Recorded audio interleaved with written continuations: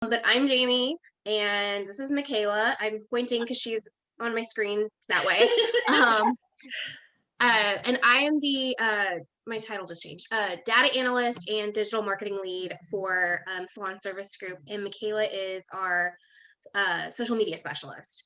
So Beautiful. we heard about you guys did this cool Zoom photo shoot. We wanted to know some more about it. So feel free to Awesome. introduce yourself, and then we'll kind of just get rolling with the questions.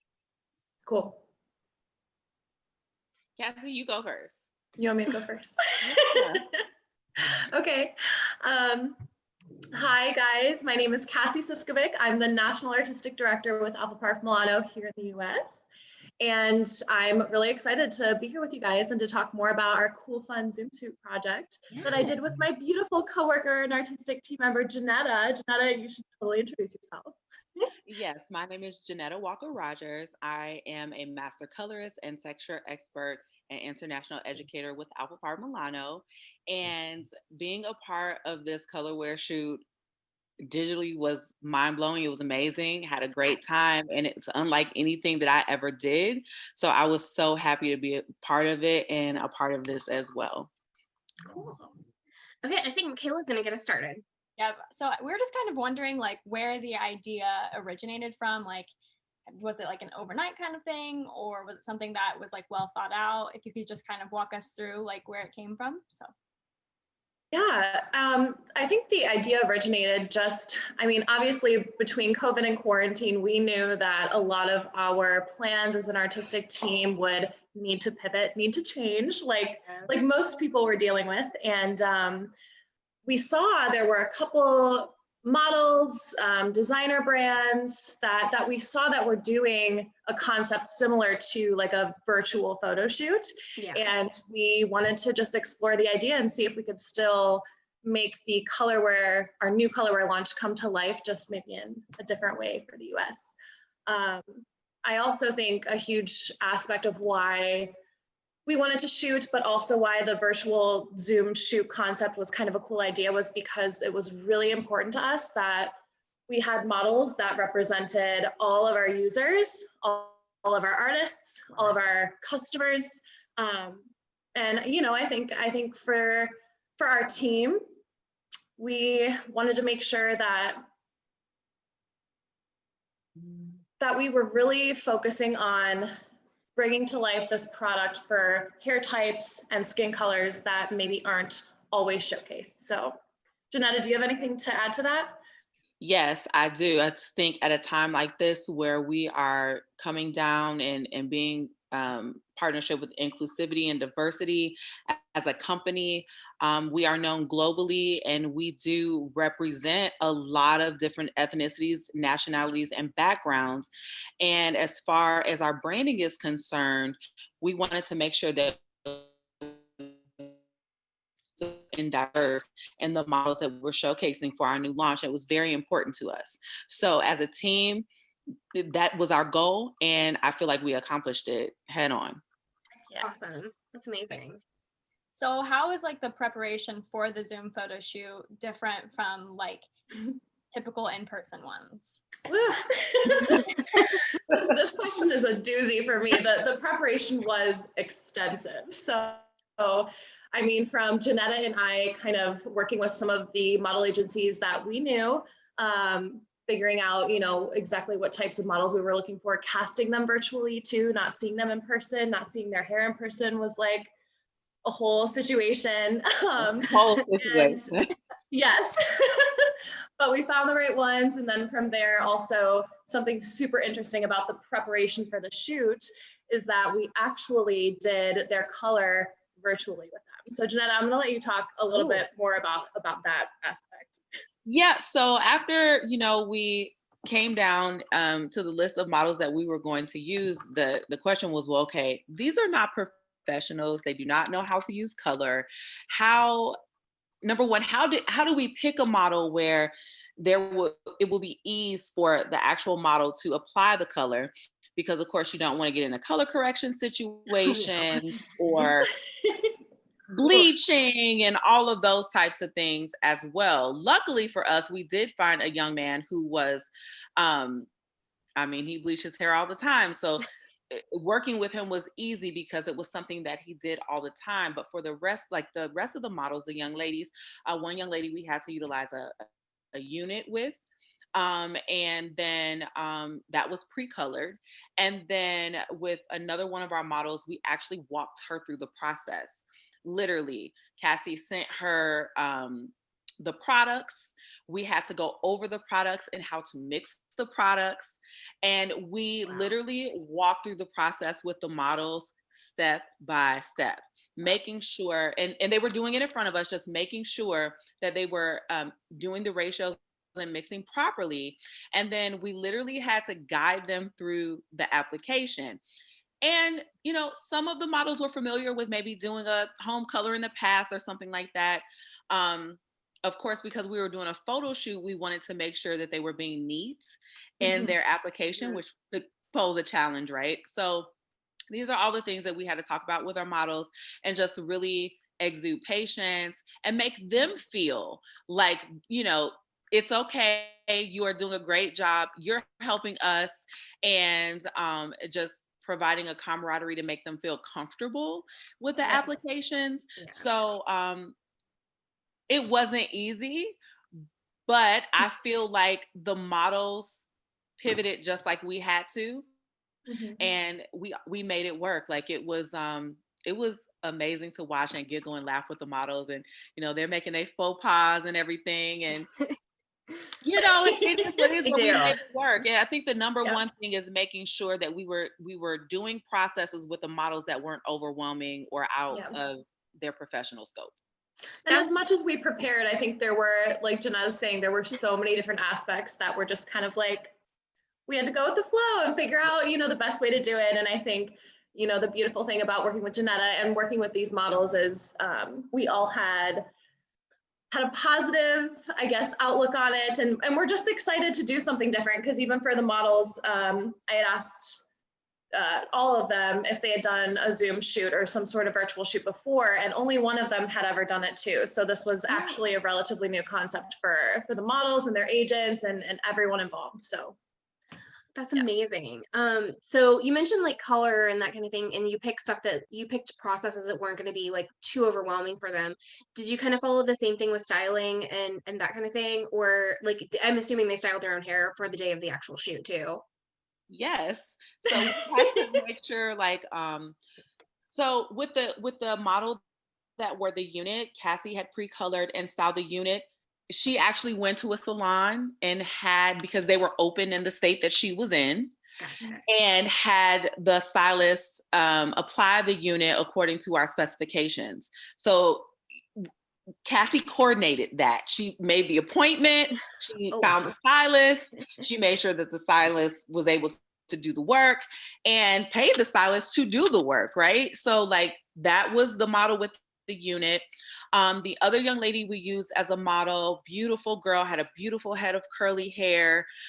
She was familiar with styling her own hair, and we could tell from her Instagram profile and other pictures that she was very familiar with styling her hair. So we felt confident that she could do that, and it was absolutely gorgeous. Our other model that we used, he was a male model, which we wanted to incorporate males into our branding and our marketing because they are consumers too.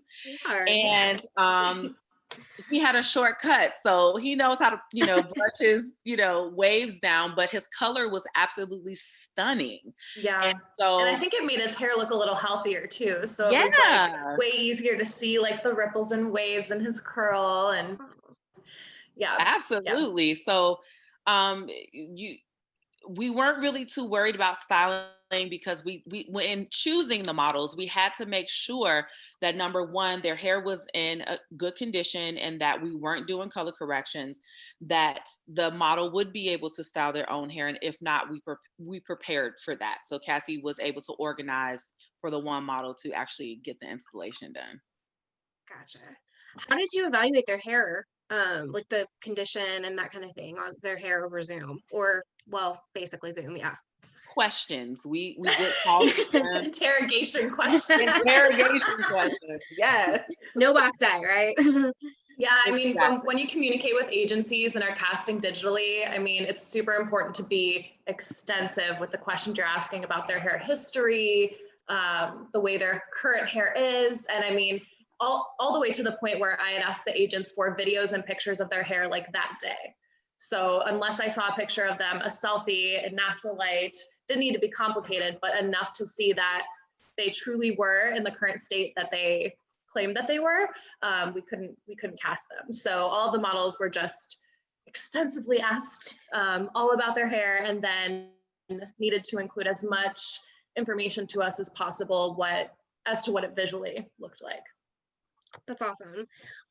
Yeah, I can't imagine that. That sounds like a little stressful to me, because I would be like trying, oh, somebody's joining us here. There we go. I can't imagine like having to do that over Zoom and tell somebody like that's not a professional. I'm not a professional either, and the thought of actually like dyeing my own hair is terrifying to me. So I applaud these models for being super brave and doing that. It has to have a lot of trust and that kind of thing going on with that.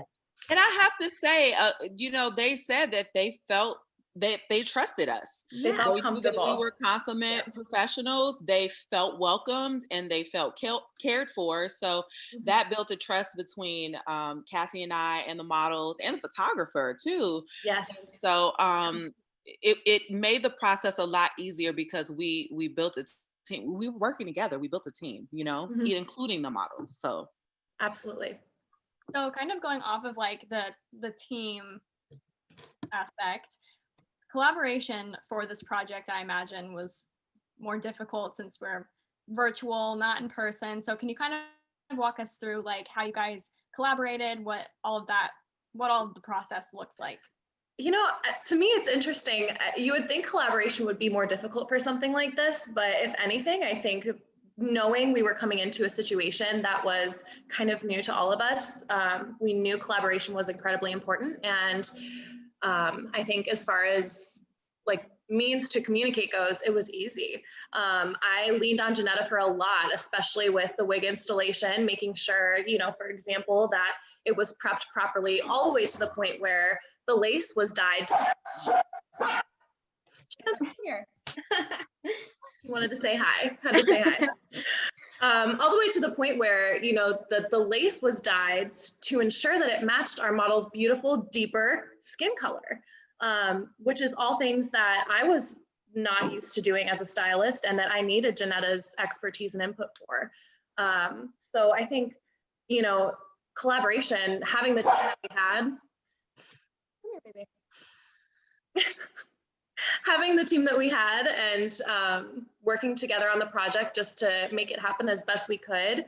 Collaboration was important, but I don't know if I would say it was challenging. I think it kind of made it what it was. Amazing. Yeah. Okay, I think last question that we have here. Was there anything that you like didn't anticipate being a problem that did become a problem because it was a Zoom photo shoot? Like, what challenges did you have that you had to overcome? I'm guessing there might be something about like lighting or anything like that. Yeah. I have one that I want to talk about. Can I go first, yes, Cassie? Please. Okay. So one of the model that had the lace unit that had it installed was in Arizona. And it was hotter than Hades in Arizona at the time that we were shooting.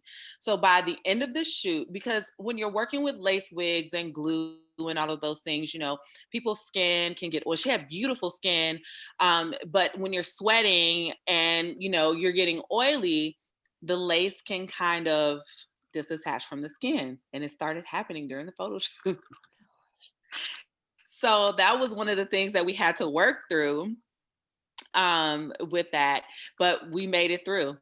Like literally, I told her what to do. We sent her to the bathroom. She tied her hair up and we took a break. And then there was a couple of times that her phone got too hot because it was so hot out there. Oh my gosh. And and we had to pause what we were doing. She could go take a break, let her phone cool off, and then we'd resume. Exactly. So it was just a few things like that. But, of course, like Cassie said, we were coming into and understanding that this was something that we'd never done. And so you have to come into these things in uncharted territory with a positive attitude. And I'm just so happy that, even the models that we worked with had that type of attitude, and they thought it was Yes. fun. Yeah.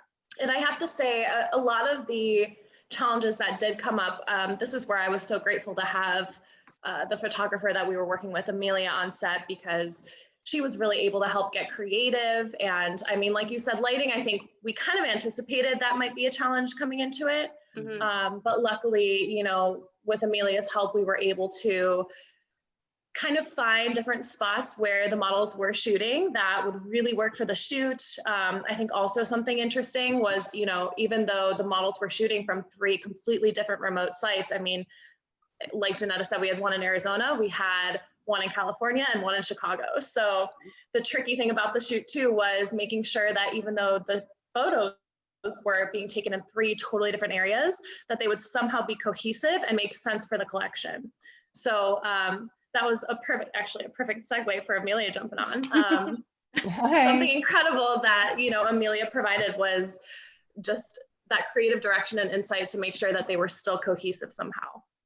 And then wardrobe too, like, hi Mei Ling, I didn't say hi to you. But Ling, you know, she did wardrobe, and like, so each model had their own set of wardrobe. But again, like Cassie said, we had to make it cohesive. 3 different models, 3 different places, 3 different wardrobes, and somehow was able to put it all together and make it a unit. So it was fun, and it was definitely a learning experience, and I do it again, because I mean, after the first time. And I feel like we you were could say that with for models from all over the country, and you know, that's kind of fun too. I think that's awesome. I think you can say it was a learning experience. Is like basically sums up like all of 2020 for me, at least in my world. Totally. Everything's a learning experience right now. Question for Amelia, the photographer. Had you done a Zoom photo shoot before? Like, what did you expect? I hadn't really. It was my first kind of like campaign Zoom shoot, and yeah, it was, you know, there are just so many different ways you can do it. And, you know, I mean, I've seen different photographers take such different approaches, and we even did 2 different approaches and then just went with what worked best for us, and gave a better result. So yeah, it was, you know, it was kind of an adventure, you know, and also working with, you know, these different, you know, like, you know, people in different parts of the country, you know, and they are, you know, dealing with different, you know, lighting setups and stuff like that. So, you know, that it definitely, you know, basically you just kind of have to let go of all the control that you usually have, you know, and just sort of go with it and make the best, you know, of, you know, what's kind of thrown at you, which, you know, I kind of like as a personal challenge. So I found it pretty enjoyable. That's awesome. Yeah. Last question, I think I really have now. I'm just kidding. I was joking earlier about the last question. So would you guys do it again if you had to? Heck yeah, absolutely.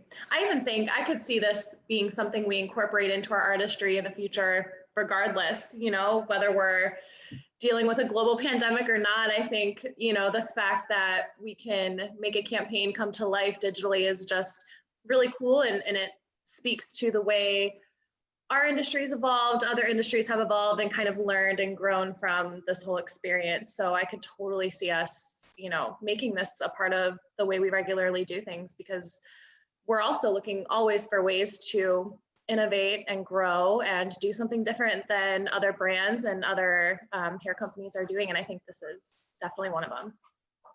Awesome. Yeah. COVID definitely wasn't the best thing to happen in 2020, but it definitely provides some avenues for creativity. Absolutely. Yes, we have we found that over here as well. Yeah, I know that if we did do it again, it would probably, you know, just get better and better each time, you know, just because of our learnings from what we did already. And, you know, yeah, so if we did it all as a team, you know, and I thought the team was so great, you know, that like, and, you know, I think we all worked together really well. So I think that, you know, anything that we did in the future would, you know, just, yeah, just improve over time. Awesome. That's amazing. I just think this is a really cool project that you guys did and put together. I can imagine it was a little stressful, but it sounded like it turned out great and like helped you guys, still be creative in a time where a lot of people kind of felt down and not that creative at all. So Us that's being those amazing. people too, it's definitely been tough having to let go of a lot of the plans, a lot of the events, a lot of the shoots, that all of us had in our arsenal for this year. And you're right, this was a really cool way to still be able to, exercise those muscles, but in like a little bit different way and still create something really cool. And as an educator, to be able to guide people, models who have never done their own hair or gone to a professional, really helped me as an educator to understand and break down. And it helped me build my educator chops, not gonna lie. After having to break it down in layman terms for the models, they have no idea what these things do or what we're mixing together and how they work. But even teaching them or explaining to them what to expect and why to expect it, because I found that the models were asking questions about, well, why are we doing this way, or how long does it have to stay on and why, and what's the difference between demi-permanent and semi-permanent. So as an educator, it helped me to be able to be eloquent in a way in teaching someone who has no idea. So when it comes to the hairdresser, novice hairdressers, to be able to further explain how these processes work. So it was very helpful too. Yeah, especially because I feel like that's a direction education's probably going to go as well, like into a more virtual area, especially, I mean, not just through this year, but maybe even further out. So, well, I think that's all the time we have today. I think Zoom's getting ready to kick us off. So, thank you all for joining us. Look forward. The write-up will be in our December groupie. So that'll come out on November 1st. And this video will be attached to that as well. So we're so excited. Thank you so much for being with us today. Thank you guys so much. Thank you. Bye. Bye, guys. Bye.